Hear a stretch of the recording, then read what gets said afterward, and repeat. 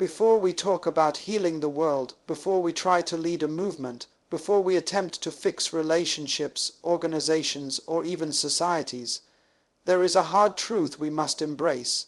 Fix yourself first. See, the greatest work you will ever do is not building a company. It's not raising a family. It's not standing on a stage. The greatest work you will ever do is on you. Because if you are broken, confused, angry, bitter, or insecure, everything you touch will carry the fingerprints of that brokenness. You cannot pour clean water from a dirty vessel. You cannot give love if you do not know love. You cannot teach peace while harboring chaos.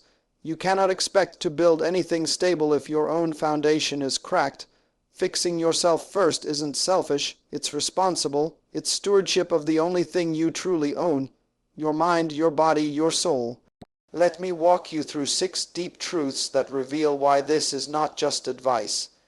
It's a life principle. There is a reason why 2 people can go through the exact same situation and come out with completely different interpretations. One person sees it as a curse, another as a lesson. One sees rejection, the other sees redirection. The difference isn't always in the event, it's in the condition of the person experiencing it. Your internal world, your mindset, your emotional state, your self-perception, your beliefs, your wounds, these become the lens through which you view life, and what you see is never just a reflection of reality, but a projection of your inner state. If your heart is full of fear, you'll see threat in every opportunity. If you've been betrayed and never healed, you'll question every act of kindness. If you've been raised in an environment of criticism and control, you'll interpret guidance as judgment and correction as rejection. The internal world becomes the filter that colors how we engage with the external world. You can't expect your life to feel peaceful when your mind is chaotic. You can't expect your relationships to be healthy if your self-worth is damaged. And you certainly can't expect your choices to be wise if your soul is full of confusion. It's not what's happening to you. It's what's happening in you, because what's inside always spills out. A bitter person will eventually poison even the most beautiful moments. A resentful person will sabotage every opportunity for reconciliation. A confused mind will complicate even simple situations. The problem is never just what's around you. It's what's within you. You are the common denominator in every environment you enter. So until you confront what's going on inside of you, you will continue to misread, mishandle, or mislabel the world outside of you. A person who believes they are not good enough will constantly interpret correction as personal attack. They will withdraw when challenged, they will over-apologize when they've done nothing wrong, or they will overcompensate by trying to prove their worth in every room they enter. Not because people are against them, but because their own internal story says they're not worthy. And if you don't rewrite that inner story, the external world will keep confirming what you falsely believe. You will unknowingly seek out situations, people, and environments that reinforce your distorted self-image. The mind is powerful. What you believe shapes how you think. How you think shapes how you speak. How you speak shapes how you act. And how you act determines the life you live. You may not be able to control what happens in life, but you can control what happens in you. That's where transformation begins, not with changing the world, but by changing how you see it. And to do that, you have to heal. You have to pause and examine the condition of your internal world. What do you feel when you're alone? What thoughts keep you up at night? What do you believe about yourself when no one's watching? These aren't small questions. These are the foundations of everything you experience. You can't talk about fixing relationships or achieving goals until you face the mental and emotional realities within yourself. Because even the best opportunities can't flourish in a toxic internal environment.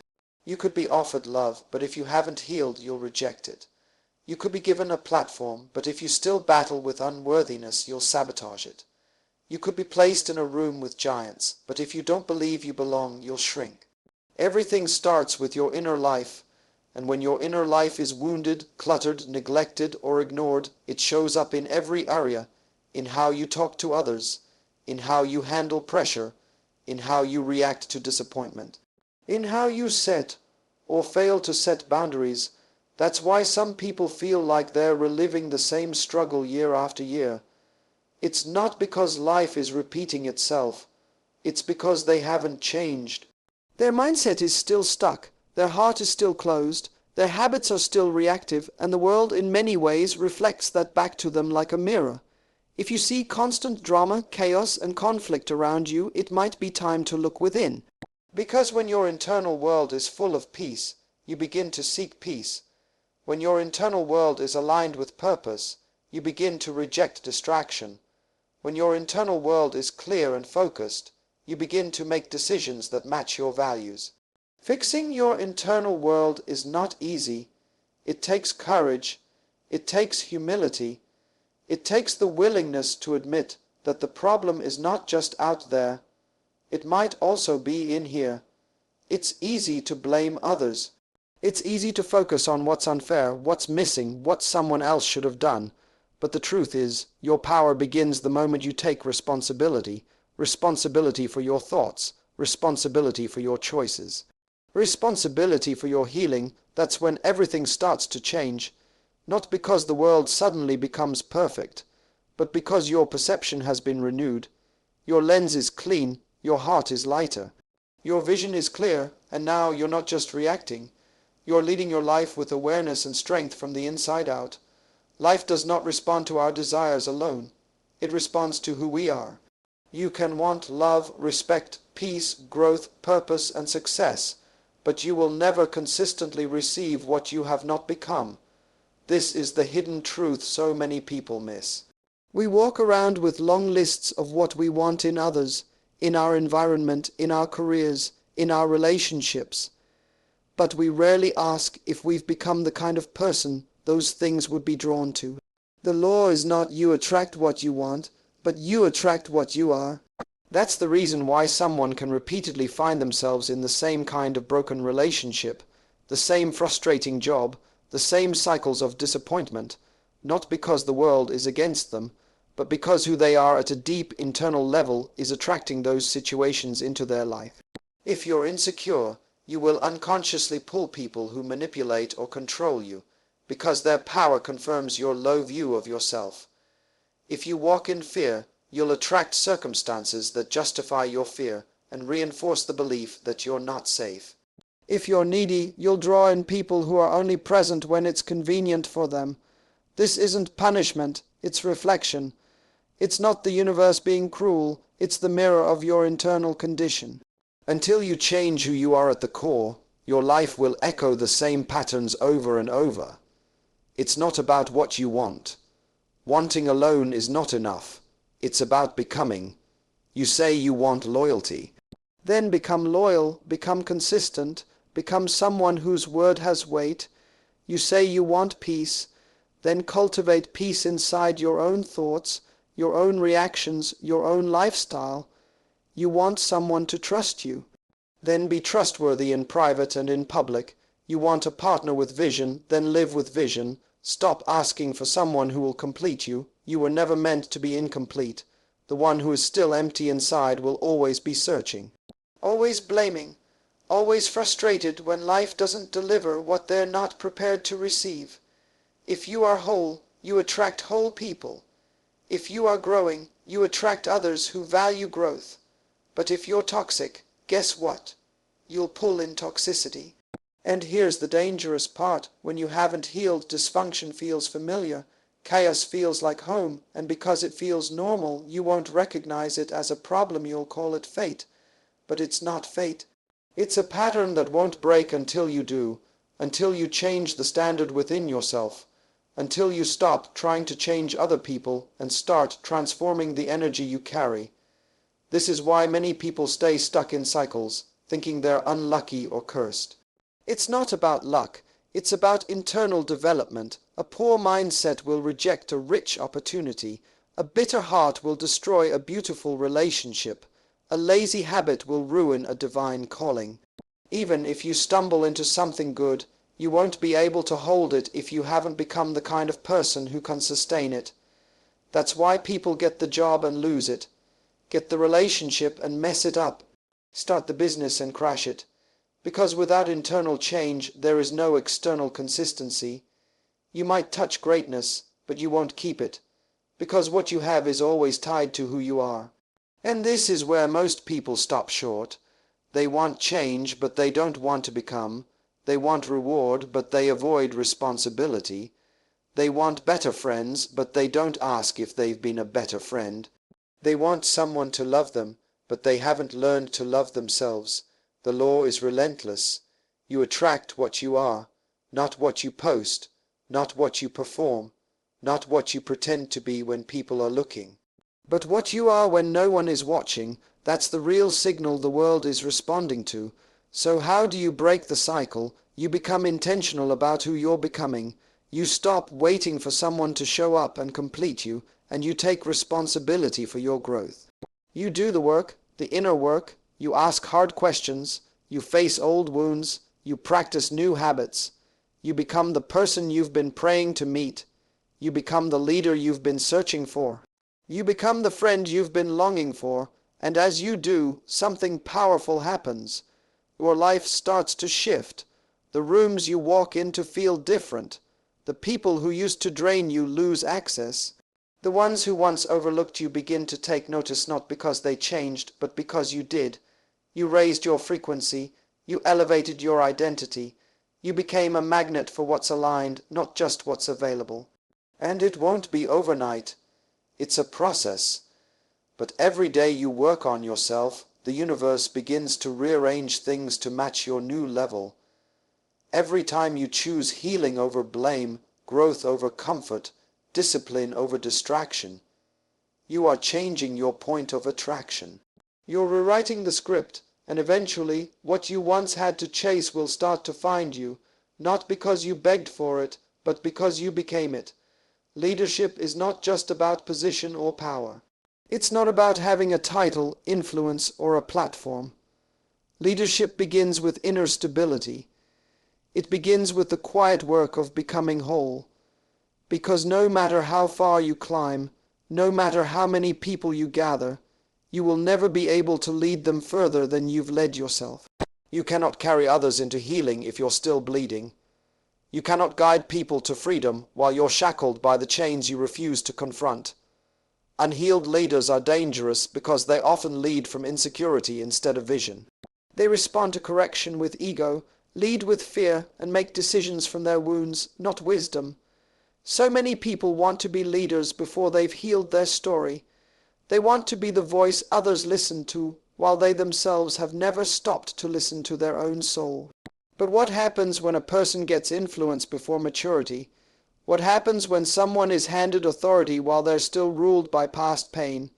They begin to use their position to mask their wounds. They hide their brokenness behind productivity. They use charisma to distract from character, and slowly the weight of leadership begins to crush them, not because leadership is too heavy, but because they never developed the strength inside to carry it. You can only give what you carry. If you carry anger, you'll lead with frustration. If you carry jealousy, you'll lead with comparison. If you carry fear, you'll make decisions that play small, decisions that protect your comfort instead of fulfilling your purpose. Leadership doesn't expose your skills first. It exposes your heart. When pressure comes, who you are on the inside rises to the surface. That's why healing isn't optional. It's essential. If you're going to lead well, you have to confront everything in you that could sabotage your future. Sometimes people think healing is a luxury. They say, I don't have time to deal with the past, or I'm too busy building to worry about old wounds. But unaddressed wounds don't stay buried, they grow roots. They show up in your tone, in your trust issues, in your control, in your fear of being challenged. That's why you must make healing a priority. Because when you're whole, your decisions shift. You stop reacting. You start responding. You stop leading from insecurity. You start leading from clarity and peace. You become the kind of person others can trust, not just because of your ability, but because of your emotional maturity. There are people right now who are gifted but dangerous because they haven't done the work. They can inspire crowds but can't maintain peace in private. They can lead projects but can't handle conflict without attacking. They can build teams but can't celebrate others without secretly feeling threatened. These are signs of unhealed places, and when those places aren't acknowledged, the people under your leadership will pay the price. Your silence will confuse them, your mood swings will create anxiety, your lack of self-awareness will sow division. That's not leadership, that's survival, and people don't grow under unstable leadership. They shrink, they hide, they imitate dysfunction just to stay close. That's how generational cycles begin, not just in families, but in organizations, in churches, in businesses. The hard truth is, many people are called to lead, but few are ready. Not because they lack ability, but because they resist the process that humbles you, the process that makes you face your fears, the process that teaches you how to apologize, how to ask for help, how to say, "I'm not okay," without shame. That's where real leadership begins, not when others follow you, but when you start telling yourself the truth. When you begin building on honesty, not image. When you embrace vulnerability, not perfection. When you care more about being whole than appearing strong. Healing doesn't mean you'll never be hurt again. It means you won't keep bleeding on the people you're called to lead. It means you won't weaponize your pain. You won't use your title as a shield to hide behind. You'll stop leading to be seen and start leading to serve. You'll stop needing applause and start making space for others to rise. That's what healed leadership looks like. It's self-aware, compassionate, humble, and deeply rooted in purpose. It doesn't compete, it doesn't manipulate, it doesn't dominate, it builds, it listens, it empowers. When you heal, your leadership becomes sustainable. You won't burn out trying to prove yourself. You won't fear being challenged because you're secure. You won't cling to control because you trust your team. You won't lead with fear because love and wisdom have replaced panic. You'll be consistent not because life is easy, but because you are grounded. That's the kind of leader the world is waiting for, not the loudest, not the most followed, but the most whole, and no matter where you are in life, it's never too late to begin. You don't have to be perfect. But you do have to be willing to stop pretending, willing to sit with the truth, willing to go deeper than the surface. Because until you lead yourself through healing, you are not qualified to carry others. You might inspire them, yes, but you cannot truly guide them. That kind of leadership only flows from someone who's been there, someone who's faced their own darkness and came out with wisdom, not just wounds. That kind of leader doesn't just lead from the front, they lead from within. There is no destiny without discipline, no greatness without structure, no growth without order. Desire alone will never take you where you want to go. Motivation will fade, emotions will fluctuate, and even vision can blur. But discipline remains the constant force that holds your future together. It is the daily commitment to order your life in alignment with who you say you want to become. Without it, your goals remain fantasies, your purpose stays buried, your calling becomes noise. Discipline is the proof that you're serious. It's the price of transformation. It's the line you draw between wishing and walking, between talking and becoming. People admire results, but they often avoid the process. They want the strength, but not the sacrifice. They want the fruit without digging into the soil, but everything meaningful, everything lasting, everything excellent is built through discipline. It's not about perfection. It's not about being robotic. It's about training your life to serve your future, not just your feelings. Discipline teaches you how to say no to what feels good now, so you can say yes to what matters later.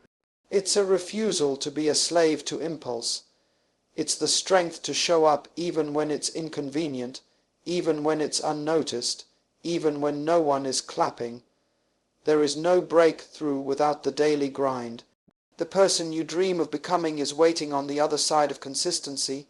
Every small decision, every quiet repetition, every hard choice, it's building something, and if you don't see it today, that doesn't mean it's not working. Discipline works silently. It shapes you in the background. You don't realize how strong you're becoming until one day you respond differently to pressure. You make better choices without overthinking. You recover quicker from setbacks. That's discipline in motion. It rewires your habits, reshapes your mindset, and reinforces your identity. Undisciplined people are often trapped in cycles of regret. They constantly start and stop. They overcommit and underdeliver. They blame others, blame timing, blame life, but never confront the reality that their future is being delayed by their refusal to take responsibility. Without discipline, talent is wasted. Without discipline, potential becomes a burden.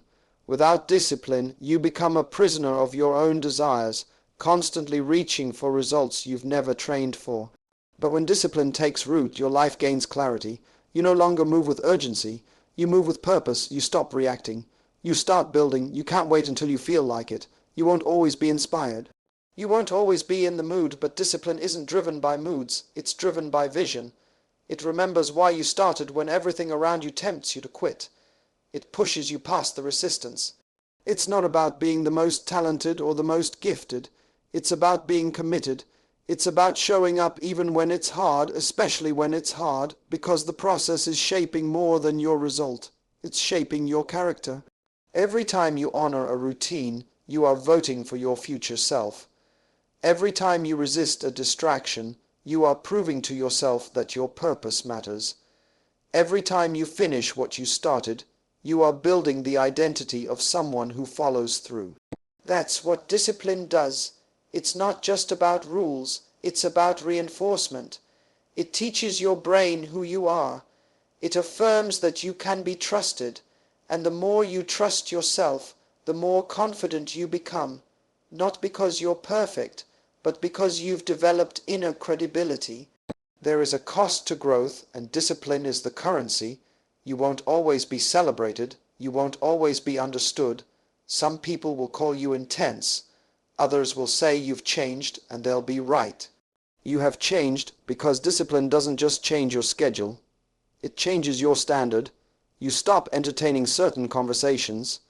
You stop wasting time in meaningless spaces. You stop tolerating environments that pull you backward. And when you make these choices, not everyone will clap. But discipline doesn't need applause. It needs alignment. When you live with discipline, your life begins to align with your values. You no longer live from pressure. You live from principle.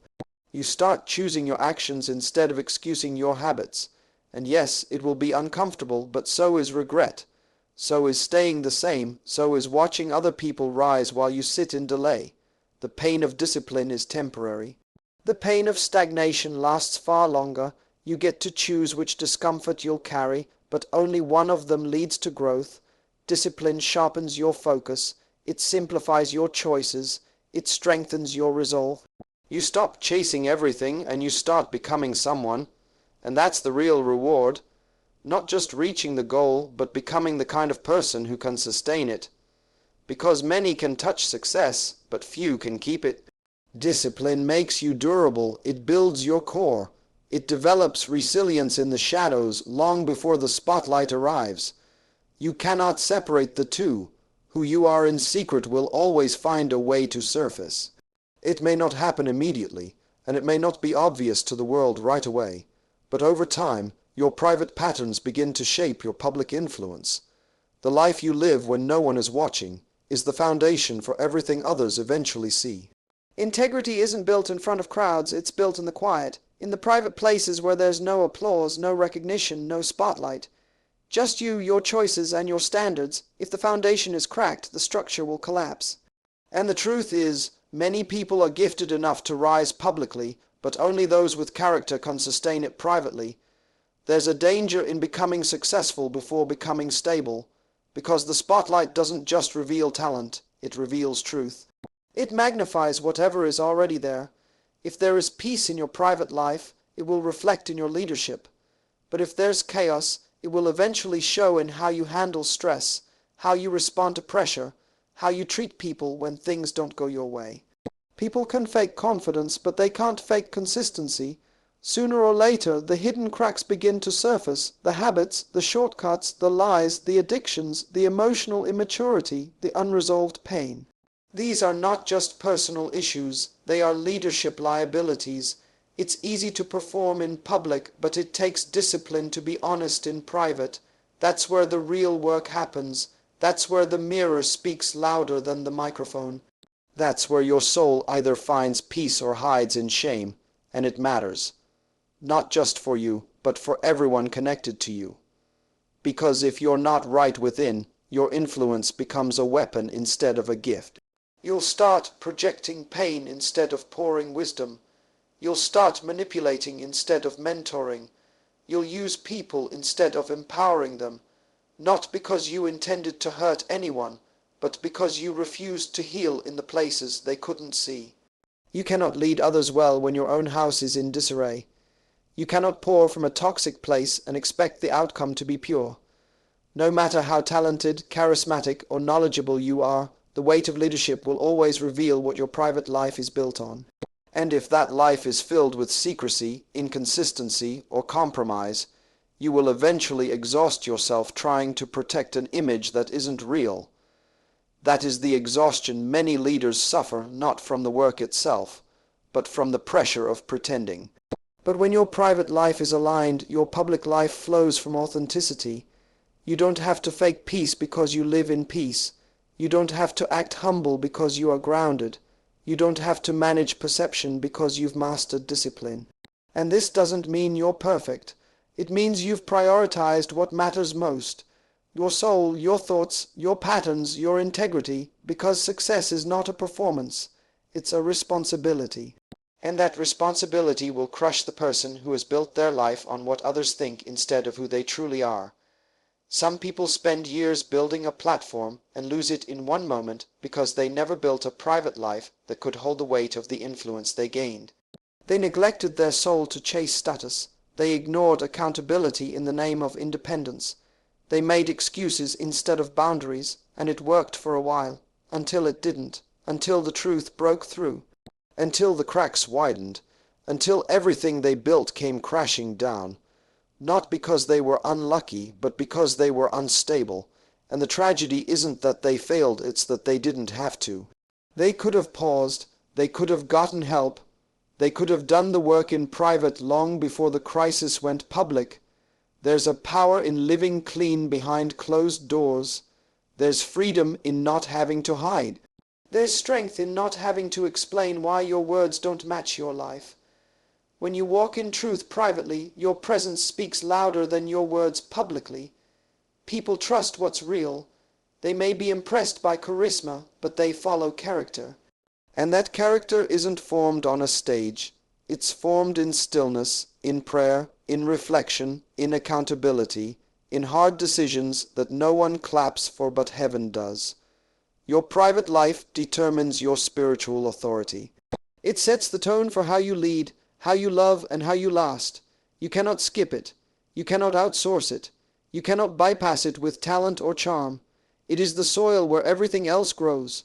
So ask yourself, what kind of life are you living when no one is watching? What are your habits, your thoughts, your emotional responses? Are they aligned with the person you tell others to become? Or are you building a platform on borrowed values? The truth is, whatever you hide eventually owns you. But whatever you bring into the light loses its power. So choose the light. Choose to deal with what's messy. Choose to clean up your private world. Because if your internal world is clean, your external world can stand firm. Not because storms won't come, but because your roots go deep. And that depth will carry you further than image ever could. You were never called to be a savior to anyone, and yet so many waste their time, their energy, and their peace trying to rescue people who have no desire to change. You pour into them, wait for them, defend them, advise them, carry them, only to be drained, disrespected, and disappointed again. Not because you didn't care enough, but because they didn't care at all. Some people are not struggling, they are settled, they are not lost. They have chosen to stay where they are. They don't want transformation, they want attention. They want your presence but not your guidance. Your help but not your correction, your loyalty but not your boundaries, and if you keep allowing it, they'll keep using you until there's nothing left of you but frustration and fatigue. Fixing people is a trap. It feels noble at first. It feels spiritual, it feels like love, but love without wisdom is self-destruction. Compassion without clarity becomes chaos, because helping someone who refuses to help themselves is not kindness, it's enabling. You can't carry someone who's decided not to walk. You can't clean someone who loves their dirt. You can't lead someone who has no interest in following direction, and yet the emotional fixer in you keeps trying, keeps hoping, keeps believing that maybe one more conversation, one more second chance, one more sacrifice will finally make the difference. But here's the truth: it won't. People don't change because you love them enough. They change because they make a decision. They change when they become sick of their cycles, when they confront their pain, when they take ownership of their choices. That's when real transformation happens. Not through your pressure, but through their personal conviction. And if you keep interfering in that process, you delay it. You become the buffer between them and their breakthrough. You shield them from the consequences that were designed to wake them up. You absorb the pain that was meant to push them forward, and in doing so you not only lose yourself, you rob them of growth. You are not God. You are not responsible for everyone's healing. You are not called to fight battles that don't belong to you. Sometimes the most spiritual thing you can do is walk away, not with bitterness, not with pride, but with the peace that comes from knowing you did your part, you showed up, you prayed, you spoke truth. You gave chances, but now it's time to let go, because some people are not in your life to be changed.